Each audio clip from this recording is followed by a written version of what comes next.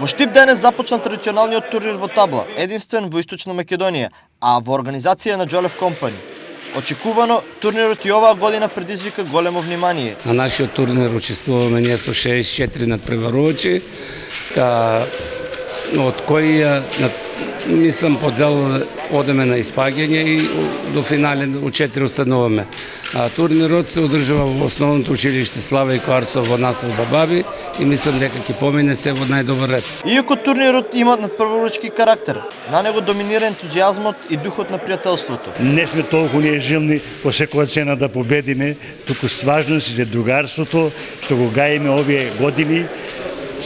По 2-3 пати во годината стално се гледаме и неформално, кога нема турнир на табла, ние се посетуваме и си играме. Дека дружењето е првенствено, потврдува и еден од најстарите учесници. Колку време учествувате на турнирот? 14 година, а он е 17, од 2013. Турнирот Джолев Компани завршува утре, а за победникот и за останатите учесници организаторот има обезбедено символични награди.